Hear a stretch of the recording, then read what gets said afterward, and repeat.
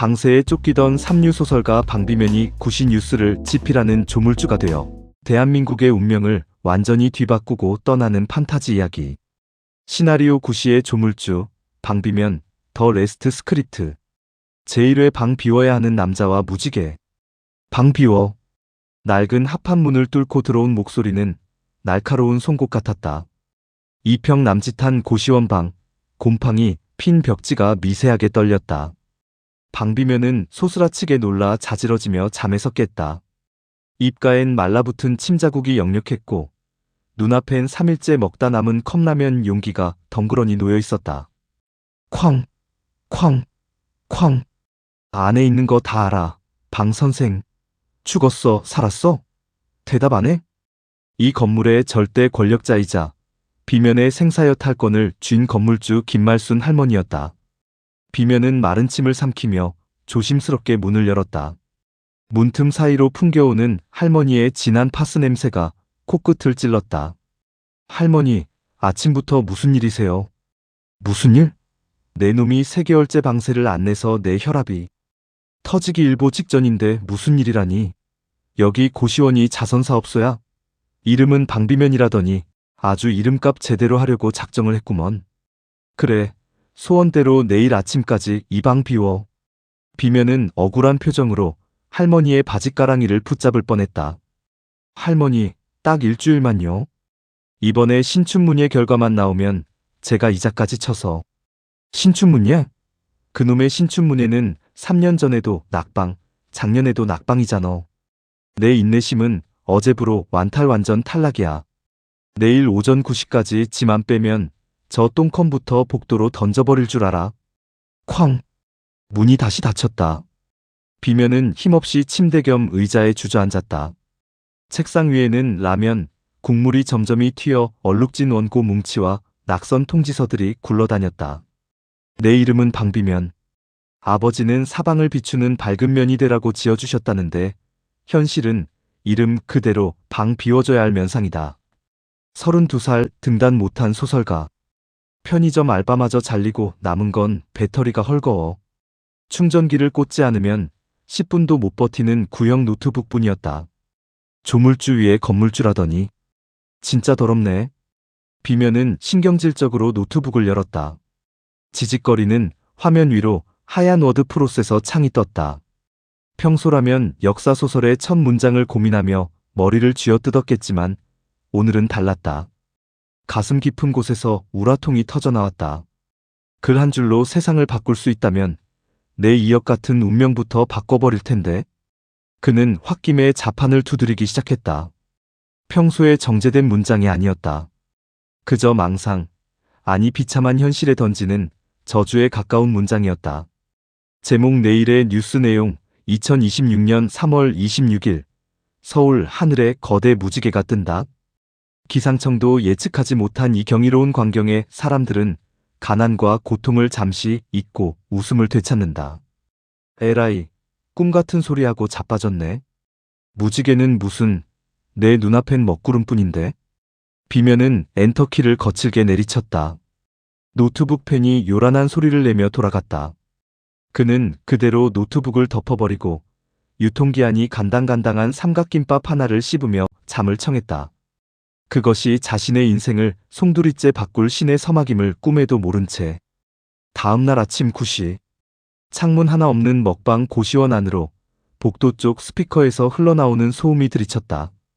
평소라면 욕설과 고함 혹은 누군가의 마른 기침 소리가 가득했을 복도가 오늘따라 이상하게 소란스러웠다. 어머, 저거 봐. 세상에, 저게 뭐야? 말도 안 돼. 서울 하늘이 온통 무지개야. 비면은 부스스한 머리를 긁으며 복도로 나갔다. 공용 거실의 낡은 TV 앞에는 입을 벌린 고시생들과 총무가 모여 있었다. 구시 뉴스 속보 자막이 비면의 동공을 강타했다. 속보 서울 상공. 원인 불명의 초대형 쌍무지개 출현 기상청 기상 사상 유례없는 현상. 화면 속 앵커는 상기된 얼굴로 보도하고 있었다.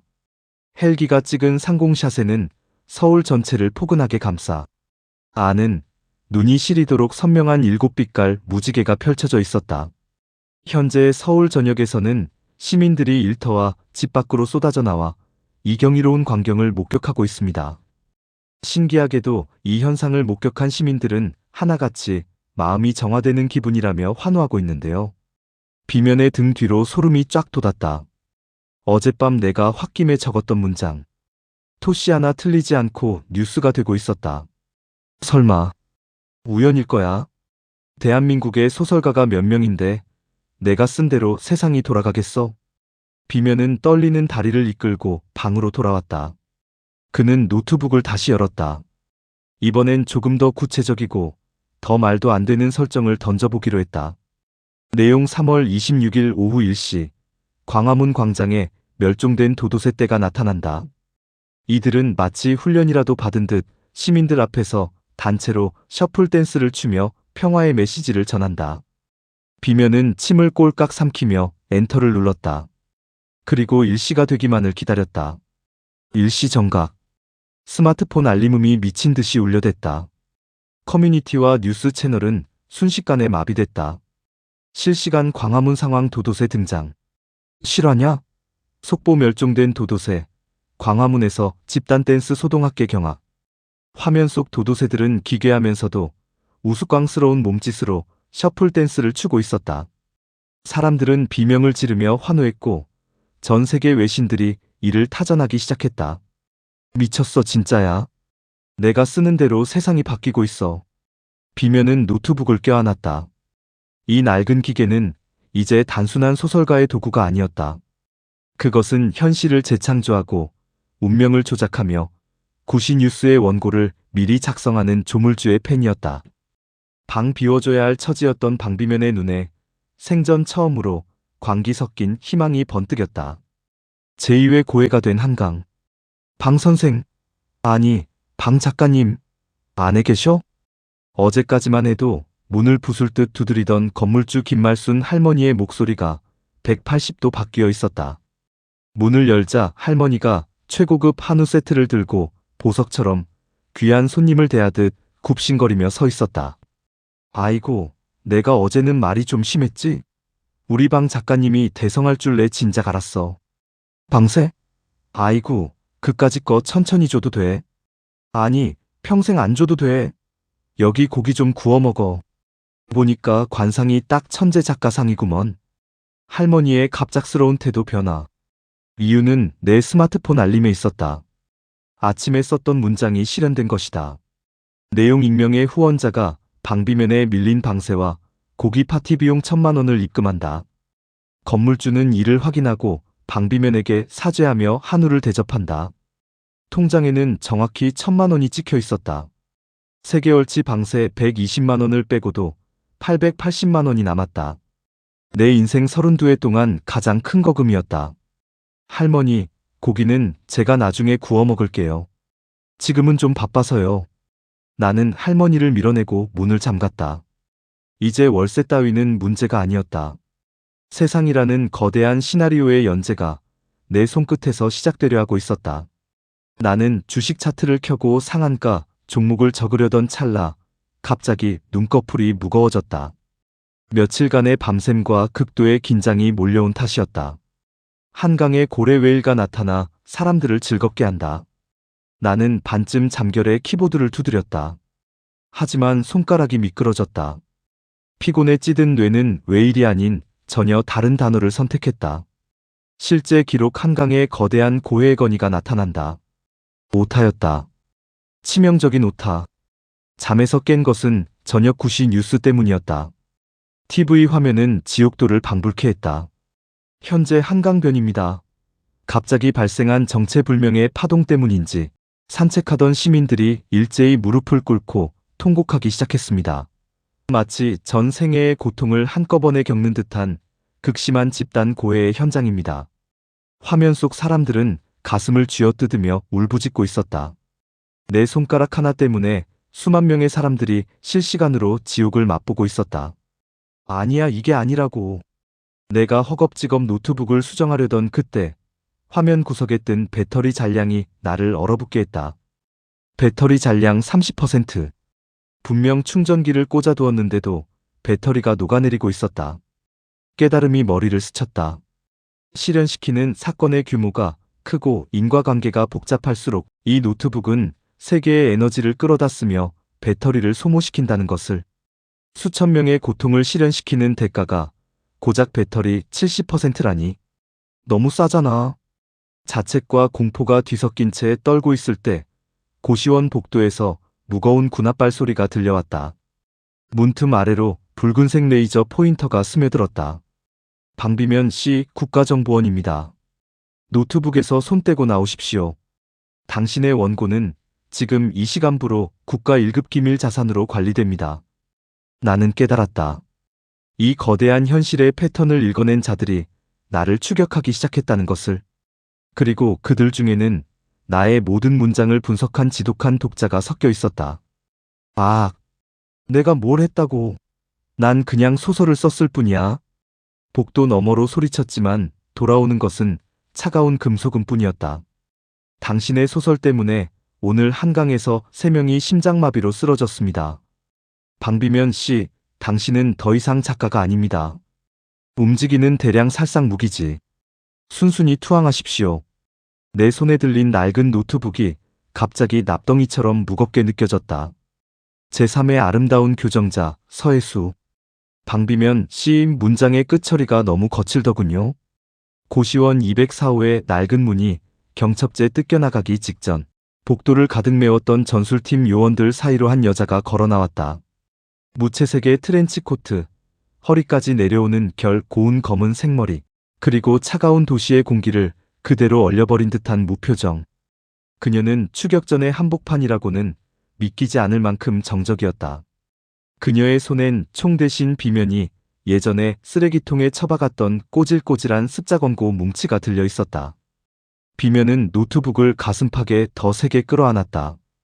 화면 구석에서 깜빡이는 배터리 잔량 15% 숫자가 그의 명주를 재촉하고 있었다. 누구야, 당신도 나 잡으러 왔어? 여자는 천천히 다가와 비면의 눈을 똑바로 응시했다. 그 눈동자는 마치 비면이 쓴 소설의 행간을 읽어내듯 깊고 날카로웠다. 국정원 전략분석국 1팀 서혜수 경감입니다. 하지만 요원보다는 독자라고 불러주는 게 편하겠네요. 당신이 고시원에서 쓴 그 조잡한 단편들부터 신춘문예 낙선자까지 전부 읽은 유일한 독자니까요. 비면은 머릿속이 하얘졌다. 내 글을 다 읽었다고? 심사위원도 중간에 던져버렸을 그 쓰레기 같은 원고들을? 도도새 셔플 댄스는 좀 유치했지만 거대 무지개 설정은 훌륭했어요. 결핍이 만들어낸 미학이었죠. 하지만 지금 한강에 내린 고에는 명백한 오타더군요. 교정이 필요해 보이죠? 서혜수가 비면에게 손을 내밀었다. 그녀의 손가락은 길고 가늘었지만 그 끝엔 상대를 제압하는 단호함이 실려 있었다. 나와 함께 갑시다. 당신의 그 무시무시한 초안을 다듬어줄 편집자가 되어주죠. 국가라는 이름의 거대 출판사가 당신을 전속 작가로 기다리고 있습니다. 편집자? 나를 가둬놓고 당신들이 원하는 기사나 쓰게 만들겠다는 소리잖아. 내 펜 끝을 검열하겠다는 거 아냐? 비면이 소리치자 혜수가 아주 미세하게 미소를 지었다. 차가운 얼음판에 미세한 균열이 생기는 듯한 미소였다. 비면 씨, 착각하지 마세요. 우리는 당신을 가두려는 게 아니라 관리하려는 겁니다. 당신의 오타 하나에 오늘 한강에서 수만 명이 울었습니다. 당신, 그 무게를 감당할 수 있나요?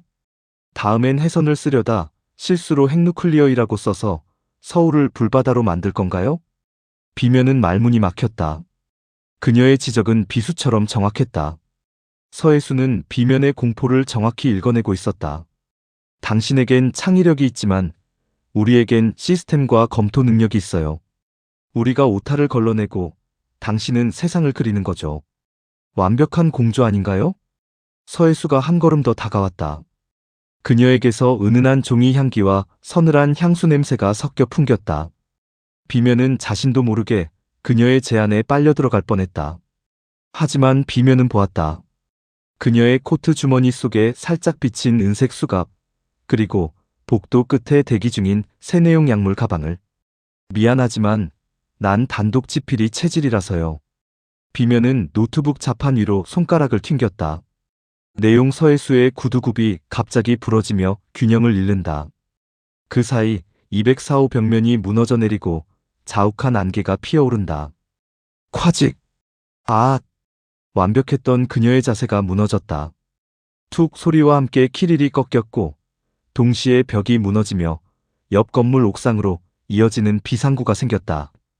안개가 고시원 복도를 집어삼켰다. 방비면, 거기서!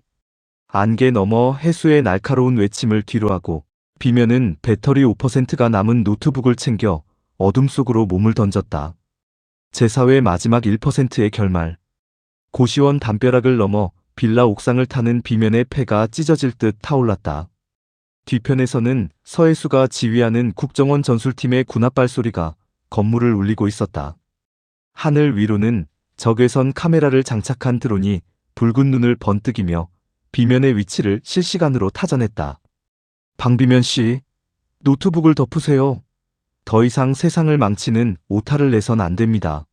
안개 너머로 들려오는 서해수의 목소리는 여전히 차분했지만 그 안엔 떨림이 섞여 있었다. 그녀 역시 두려운 것이다. 비면의 손가락 하나에 내일 아침 뉴스가 피로 물들 수도 있다는 사실을. 비면은 골목 끝 지하철역 개찰구를 향해 몸을 던졌다. 사람들의 틈에 섞여야 했다. 그는 달리는 와중에도 무릎 위에 노트북을 올리고 미친 듯이 자판을 두드렸다. 내용 서울의 모든 00WI-파이 신호가 방비면의 신호와 동기화된다. 추격자들은 수만 개의 가짜 신호 바다에 빠진다. 띠링! 화면 구석에 뜬 숫자가 비면의 심장을 덜컥 내려앉게 했다. 배터리 잔량 1%. 노트북 화면이 급격히 어두워졌다. 절전 모드가 시작되며 시스템이 비명을 지르고 있었다. 한 문장, 아니 단 한 글자만 더 써도 화면이 꺼질 것 같았다. 지하철역 개찰구 앞. 검은 정장을 입은 요원들이 퇴근길 시민들 사이로 총구를 낮춘 채 포위망을 좁혀왔다. 그 중심에 서해수가 서 있었다. 그녀는 부러진 구두굽을 버리고 맨발로 비면을 마주했다. 그녀의 발등에 맺힌 핏방울이 비면의 눈에 들어왔다. 비면 씨 이제 멈춰요. 배터리도 당신의 체력도 끝났습니다. 해수가 한 걸음 다가왔다.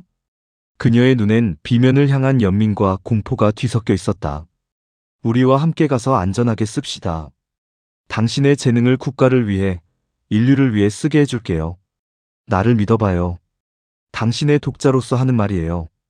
비면은 헛웃음을 지었다. 국가를 위해? 아니, 당신들을 위해 쓰겠지. 나는 다시 2평짜리 고시원보다 더 좁은 방에 갇혀서 당신들이 불러주는 대로 받아쓰는 기계가 될 거야. 그건 내 소설이 아냐? 비면의 손가락이 마지막 1%의 전력을 쥐어짜며 키보드 위를 질주했다. 이번엔 절대로 오타를 내선 안 된다. 한 글자라도 틀리면 세상은 구원이 아닌 파멸로 치달을 것이다. 그는 생애 가장 날카로운 집중력을 발휘해 문장을 새겨 넣었다. 내용 내일 단 하루 전국 모든 은행에서 1인당 100만 원을 지급한다. 또한 남북 정상이 판문점에서 만나 영구적인 통일에 전격 합의한다. 방비면은 더 이상 좁은 방에 갇히지 않고 대륙을 향해 걸어나간다. 엔터. 동시에 노트북 화면이 완전히 암전됐다. 배터리 0%. 정적. 지하철역을 가득 메웠던 추격의 소음이 일순간 멈췄다. 요원들의 무전기에서 당혹스러운 비명들이 터져나왔다. 지하철역 내 대형 스크린의 채널이 일제히 구시 뉴스로 고정됐다. 속보입니다. 방금 전 기획재정부에서 전 국민 재난지원금 100만 원 지급안을 전격 발표했습니다. 그리고 믿기지 않는 소식입니다. 남북 정상이 판문점에서 만나 평화통일선언문에 서명했다는 속보입니다. 뉴스 앵커의 목소리가 떨리고 있었다. 지하철을 기다리던 시민들이 서로를 껴안으며 환호했다. 요원들도 서해수도 멍하니 스크린을 바라보았다. 그들 역시 이 기적 같은 현실의 수혜자였다. 비면은 그 환호성을 뒤로하고 배낭을 메었다.